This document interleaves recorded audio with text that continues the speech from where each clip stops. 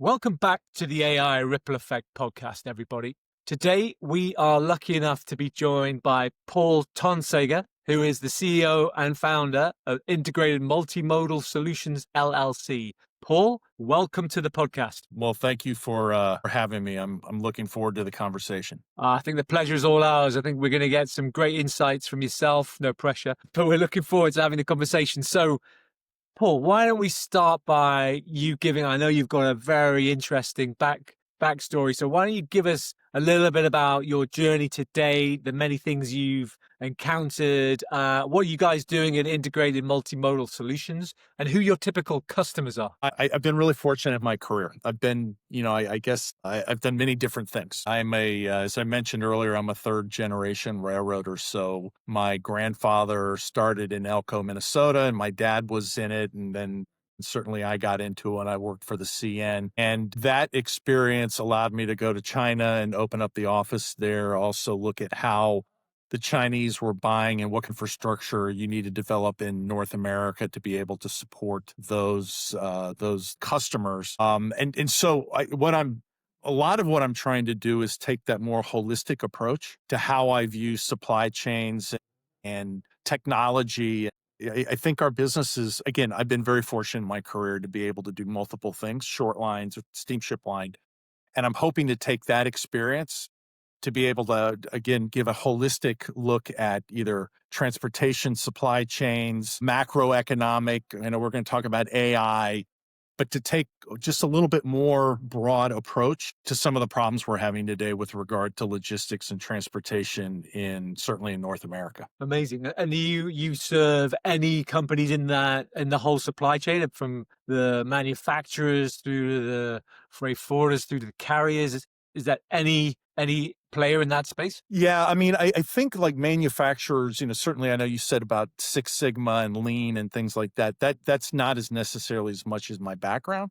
I do have some warehousing background and things like that. But I think do a lot of consulting with certainly some of the big consulting firms, especially with what's going on with the rail side of it. I'm doing some strategic advisor work with supply chain technology companies. And that's been very interesting for me because I didn't know much about it, but the experience has given me the ability to listen to what these questions are being asked. These founders are asking their customer, and just like weight issues on trucks. I'm like, oh, that's a big deal. Can you throw that into the program that you're working on to figure out weights? So I've been doing a lot of that lately because I did really, and the other thing is I'm a executive coach. I got my license because I enjoy mentoring and things like that. But, working with port authorities, trucking companies, other 3PLs, pretty much anybody who's looking at the transportation logistics side of things and how they can, again, look at it holistically. Sure. Fascinating. And obviously with that breadth of coverage from your client perspective, and the insights you're gaining, you will have a very acute view on this, I'm sure. But can you share with us, the audience out there, your views on the current biggest trends in the industry and what are you seeing? I think that the unfortunate trend is that very few people learned the lessons of the pandemic. I think people, changed going to LA and looking at other places, changed their trucking or changed how they manage their supply chain because they had to.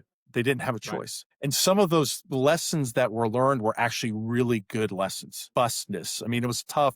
It was not an easy time. But boy, did people, when you get forced into that situation, you create some interesting things. And having been a procurement officer at Maersk, it had been so price driven. Everything was about price.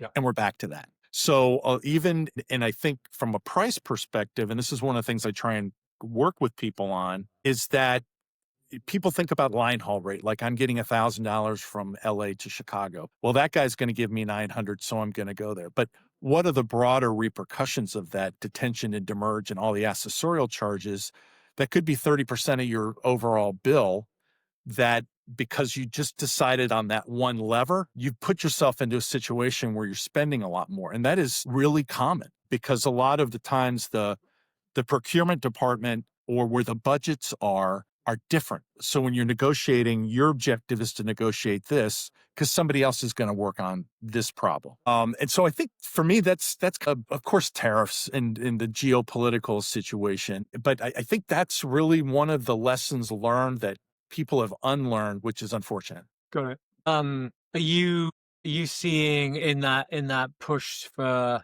optimization in certain areas? Are you seeing an increase in artificial intelligence as a lever for that? Not enough.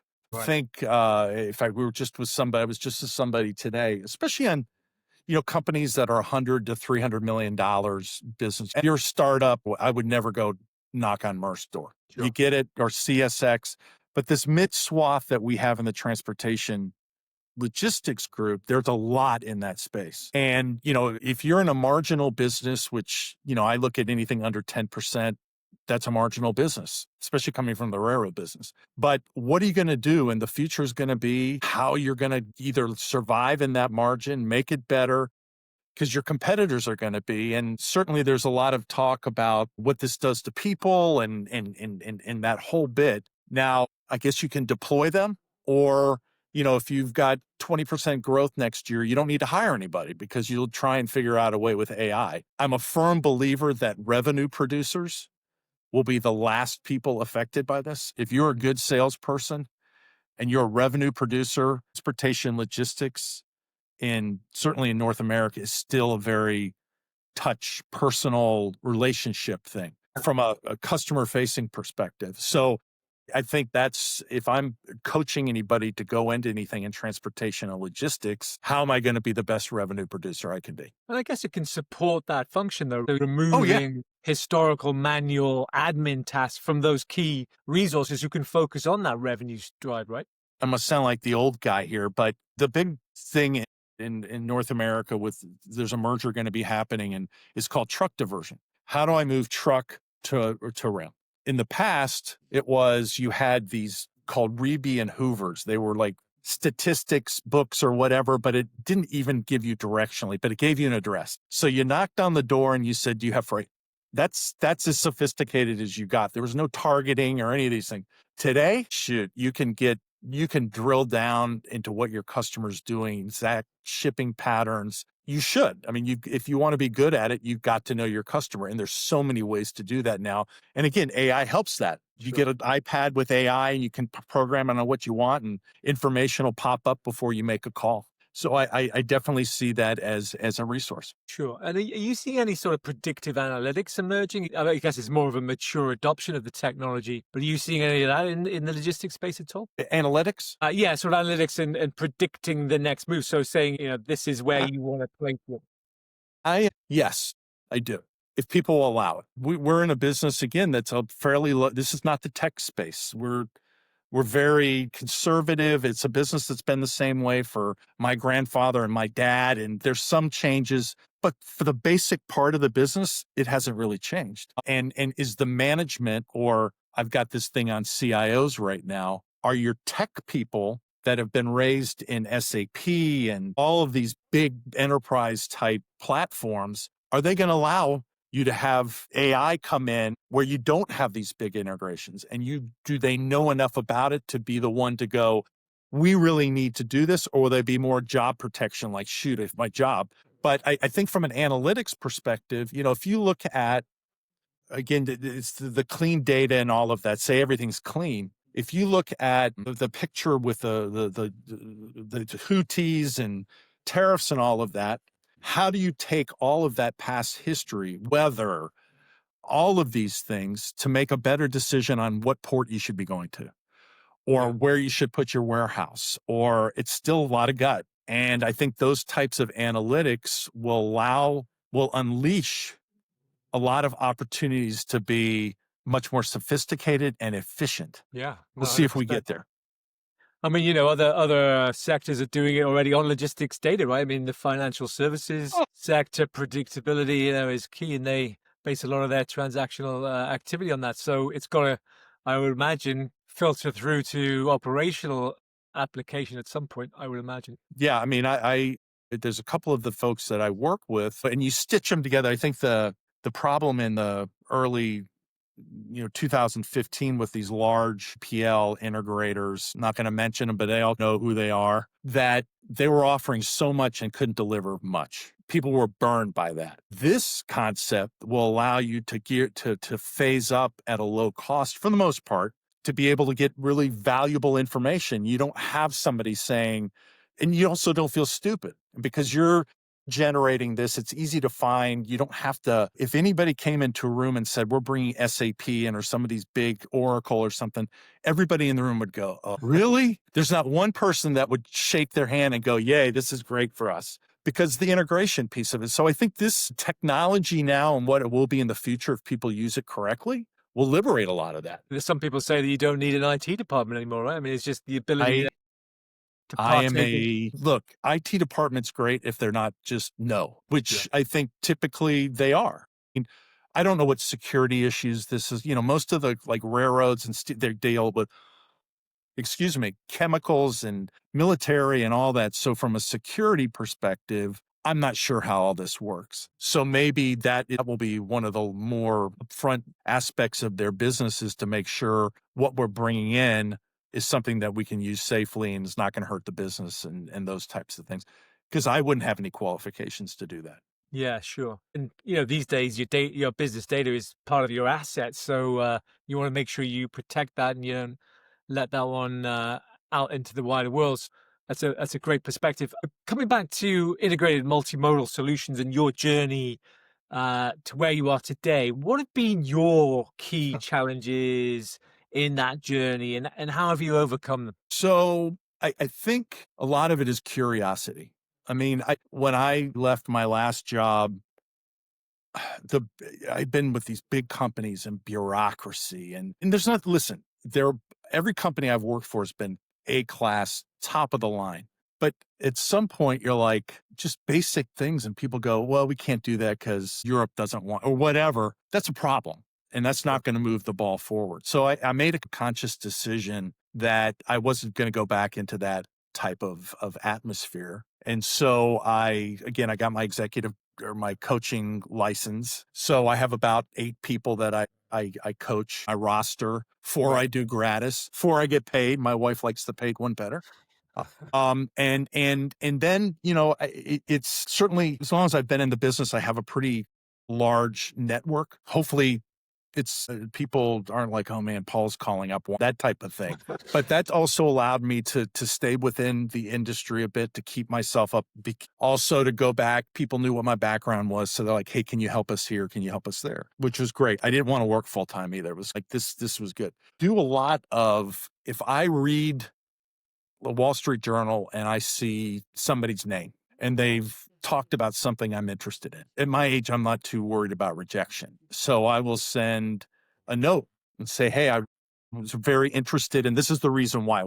This is why I think it's interesting. Sure. And one of the guys that I sent it to was quoting the Wall Street Journal, and he was starting a VC group. It's ASC VC. Adam Campaign is the guy's name. And he had sold his business to Flexport and he was out. And I started talking to him. I'm like, I don't know anything about the VC you kind of know about, but supply chain tech startups. And I started getting with founders, and, a lot of it was sweat equity at the beginning. I'd invested through this vehicle, but a lot of sweat equity, but it also gave me time to learn from them. I mean, I learned from these founders and the people I'm working with probably more than they learned from me.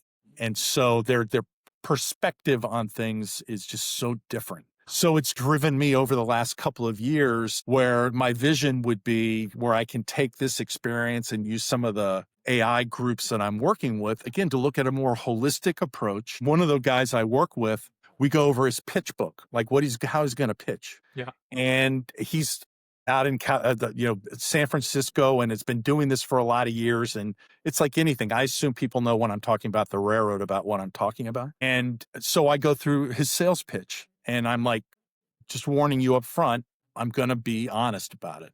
Starts, and after about a minute, I'm like, wait, I don't understand that, because he's got to pitch to people like me that aren't up here, the practical stuff. And so in 10 minutes, I'll interrupt them probably 20 times to say, wait. So we've been able to work together to curtail what his pitch is, because again, the buyers are going to be more people like me than somebody in Silicon Valley. And so but again, through that process, I've learned more of the language and things like that. So I'm driving my business to do a little bit more of that than I probably thought I would 2 years ago. Fascinating. And if you hypothetically had a ability to go back, say 12 months or so, would there be anything that you would change at all, Paul? I don't know. I have been it's funny, everybody gives me a lot of I've got over 2,000,000 miles on United and all this, and the last thing I wanna do is travel. I mean, I'm Sure. like, I don't wanna get on a plane. I probably would have done a little bit more of that, like, from a just to get out, to understand, maybe go to California and things like that, but the last 12 months, I don't think I would probably change other than my speed of learning. I mean, I think I wish I would have picked this up 8 months ago and learned quicker, but I don't know if anybody's can figure out how quick this is going to go. So That's hopefully that true. answered the question. That's a great response, and it seems that the environment is moving so fast. It's very difficult to keep up with it. Never mind try and get ahead of it. So, thinking about ahead and your future plans, it seems like maybe that this accelerated learning phase is part of that. But what are your key milestones for growth over, say, the next 12, 24 months at Integrated Multimodal Solutions? What have you? Sorry, go on. Yeah, I mean, we're small. I think it's the thought leadership and getting dialogue around thought leadership. I just did a couple of things in Substack. I've never done that, right? So I've written a few articles on Substack, maybe hopefully to progress the conversation a little bit more. I don't Right. know everything.